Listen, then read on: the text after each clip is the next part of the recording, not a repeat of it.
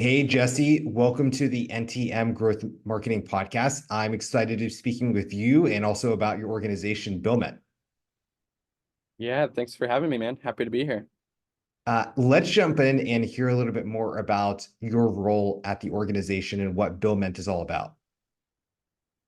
Yeah, for sure.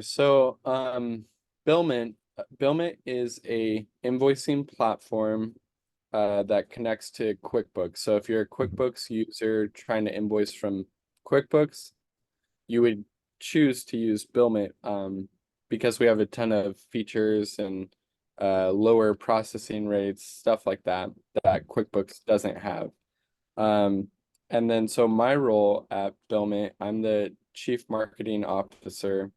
And it's interesting because I have a extensive marketing background, but when it came to the software space and specifically like this niche of QuickBooks users and processing, it's not like your standard marketing where you could just go to every outlet and make yourself known. You kind of want to be strategic and careful who you market to because you don't want your competitors to pick up what you're doing, basically.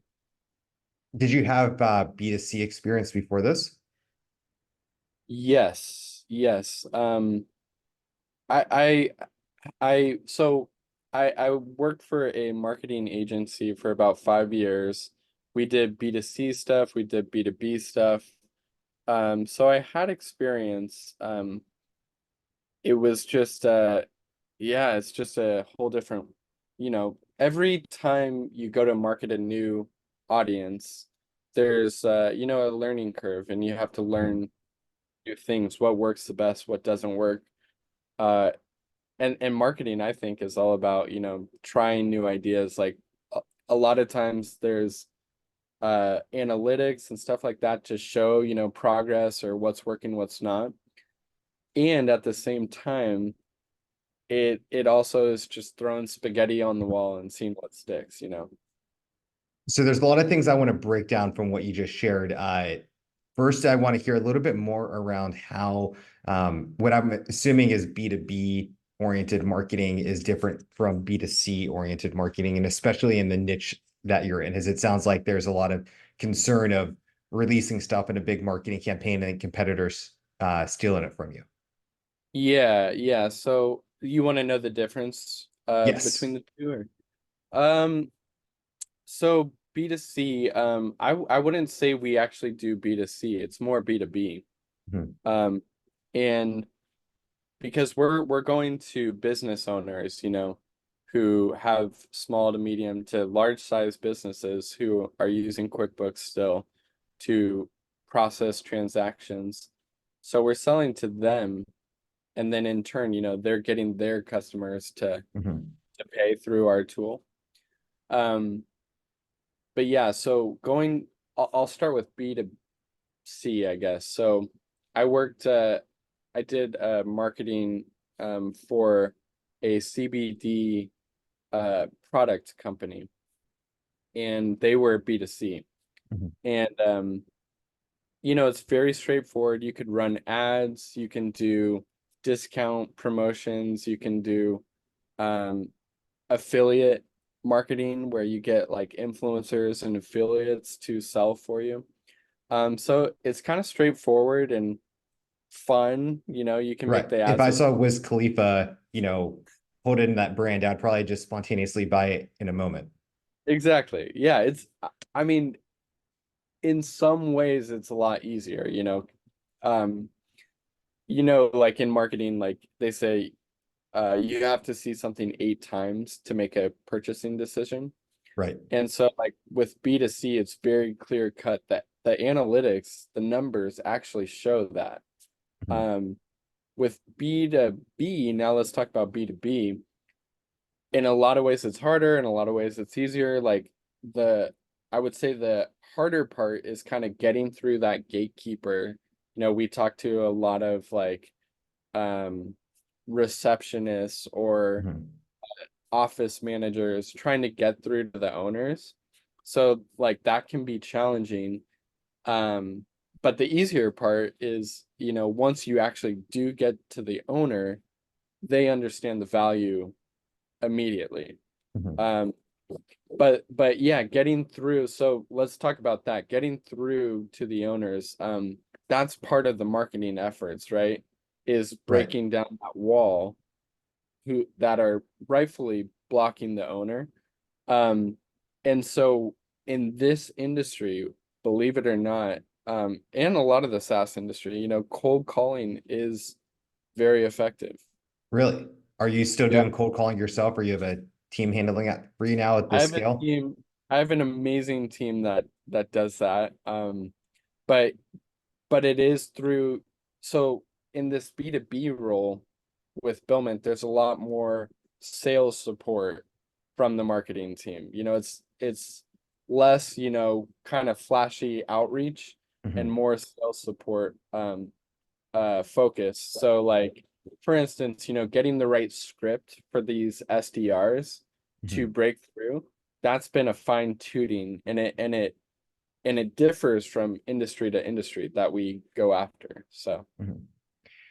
I'd love to know more about some mediums that just don't work for you. As that's surprising to me that cold calling works. I was thinking, LinkedIn. I'm sure everyone says that, LinkedIn would be a great platform for you. But what are some platforms that just really don't work for you? Or I mediums, don't think, not platforms. yeah, well, I mean, Facebook and Google ads, um, they're not really the right, they're not the right direction for us personally. They're not effective.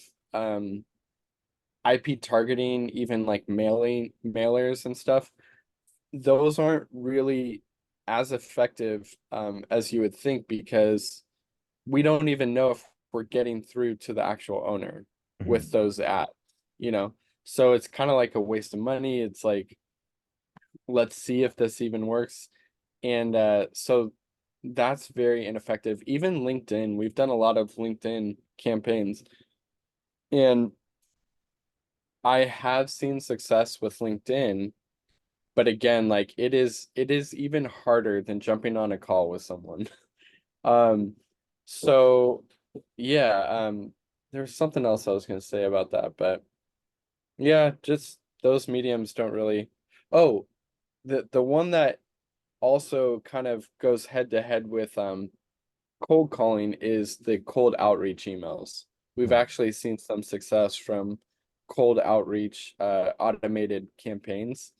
Um, it is it isn't quite as reactive, I guess, to the cold calling, like instantaneous. But since it's automated and they're going, we actually do see results from cold outreach. I I'll peel the layer back on, behind the scenes of how we got here today. Our Yeah, subject line of "Will you be my guest" has a 70% open rate. no way. I'm gonna use uh, that, man. I mean, I'd you've love got me here, I'd love to so hear, like, peel back the curtain a little bit. Why did you want to open an email with that subject line, and how important is it to nail that?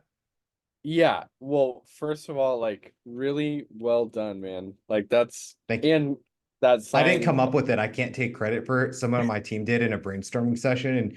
And to your point, way back when, just throw it out there and see what happens. We did. And 70, Yeah, we're not going to change it now. 70% is pretty amazing in a that's uh, cold email campaign. that's amazing. Yeah, and I love your Ted Lasso sign. That's awesome. Thank you. Yeah. Uh, so yeah, I mean, that's a brilliant campaign. Wait, what was the question? It was sharing a little behind the scenes of our subject line of "so and Oh, so, will okay. you be my guest?" And we have a 70% open rate. And in your experience, can you share just what pulled you in with the subject line like that, and why is that so important in your cold email campaigns? 100%. So what pulled me in is like, for as a marketer, you know this, like any publicity is good publicity. Like Mhm. we actually had to serve our first cease and desist about a year ago, which means, someone was trying to copy what we were doing, like word for word. Interesting. But to us, like that's not a bad thing. That's good news. It means we're doing something right. So when you reached out and you wanted to do a podcast interview, I'm like, hey, anything to grow the brand name. Let's do Mhm. it, you know. And so yeah, that line got me right away, and I'm gonna use it. So can you share a little bit more in your own email campaigns, why that subject line is so important in these initiatives? Because I mean, in my experience, like you gotta get people hooked with the title of the email, number one. Mhm. And then within the email, like everyone can sense a spam email. Like Right. I even knew that your message was automated to a certain extent. Maybe it wasn't, but I was like, oh, this is an automated message, but you know what? He's not really selling anything and seems like good publicity. So why not go for it? So I think if in your cold outreach emails you can kind of give a value to the business or the Mhm. person without asking much of them, Mhm. then you'll probably get good results. I heard within there too, some degree of personalization makes a difference. Yes, yes, absolutely. So I know there's a lot of CRMs and tools out there where they'll help, like maybe it's AI that'll help with, you know, personalization, but a lot of the time, you know, it's people going in and customizing Mhm. certain things. Like maybe you saw my LinkedIn and you mentioned one of my jobs, that previous jobs that I had or something like that. Mhm. But yes, the personalization does help because it makes me feel like, oh, okay, it's not completely spam. This guy's Mhm. actually like done a little bit of work and Right. yeah, I'm interested, you know. And I think I'm also an optimistic person, so you know, not everyone is, but hey, you got me again, you know? Uh, I have a few last questions, Jesse, for today, and one of them is around measuring success in your marketing campaigns. And you were sharing earlier, your cold outreach initiatives, your cold dialing, those things work. LinkedIn, Facebook ads, Google ads haven't been effective for you. So when you're just throwing things on the wall, how do you measure success in these campaigns and figure out what to double down on and what to turn off?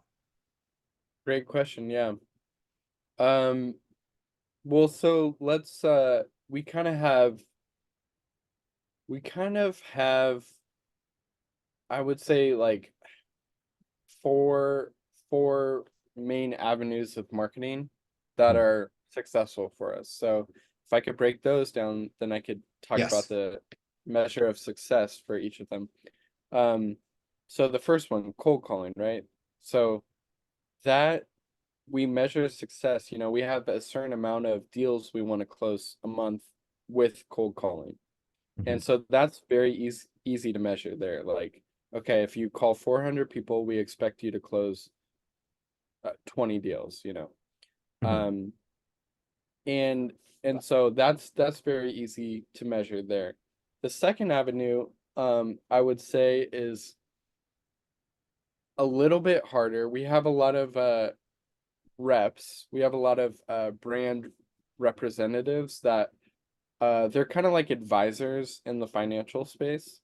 So uh, you know, they as an advisor, they will refer our product to their clients. Mhm. And then obviously like if they refer one to us, they get a portion of the sale and you know, we obviously onboard them and do the rest of the work. But uh for that kind of sales avenue, it's a lower measure uh that we kind of put like a lower number we kind of put to the amount of success we want to get from it because you can't really rely on other sales Mhm. representatives that are outside of the company. Um, the third avenue I would say is LinkedIn. So we use Sales Navigator and LinkedIn ads and have a certain goal of amount. you know, the amount of people that we want to reach out to.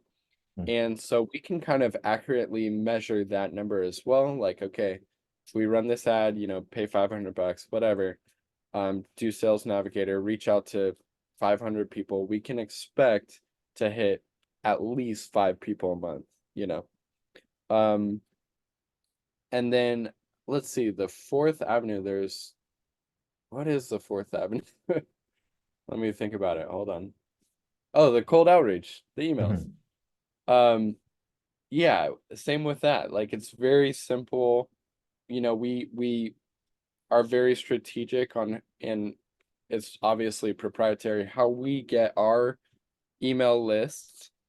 Mhm. Um, and so it's quantifiable. You know, if we send out 1,000 emails this month, we can guarantee that we get this amount of people, you know, sold on our product. So I think putting numbers, here's the difference with our company, because again, I've been in marketing agencies, I've worked in the finance department for big product development companies, I've been in sales, um, and most of those environments have been pretty cutthroat and tough. Mhm. And when we started Billment, we wanted to obviously have a level of success for our team, like give them KPIs and numbers to hit.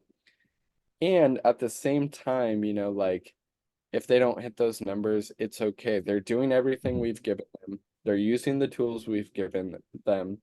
They're not slacking off. So like we're not judging their performance per se if they don't hit those numbers. I think the responsibility comes back to us. What else do they need? What other tools do they need to be successful? And you can't always depend on your employees to, you know, be the best employees ever, but luckily we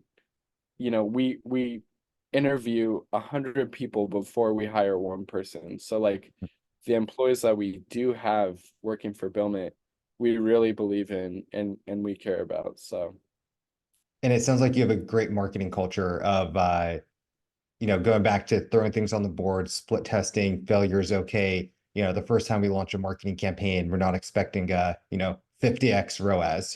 These things take time totally. and sometimes there's not a product market fit and it's leadership's responsibility, not putting all the brunt on the frontline employees. Absolutely. Absolutely. Yeah. It's yeah, I mean like with any marketing campaign, you know, you could let's say you're gonna release a newsletter, right? Mhm. And you go over it for weeks, it's a month, okay, it's ready to send. We've checked everything. We've put it through spell check, blah blah blah. And inevitably, almost always there will be something wrong. Right. You know, like the link's missing on the picture when people click it. So just being able to brush it off and be like, oh, it's okay, we'll get it next time. It's not, you know, saying that we don't hold our employees or ourselves to the highest standards. It's just stuff happens and that's Right. okay. Move on and fix it, you If you're know? going to be in digital marketing, there's going to be a broken link Yes, every always. day. Yeah. Yeah. So Jesse, lastly, I would just love for you to share, some links, best ways to follow up with you post podcast. Yeah, thanks so much. Um, I think yeah, so you could go on our website, billment.com, BILLMENT.com. We have Instagram, Twitter, LinkedIn. You could email sales@billment.com. And just shoot us a message if you want to see a demo. It'll take about 10 to 15 minutes. We'll show you exactly what we do.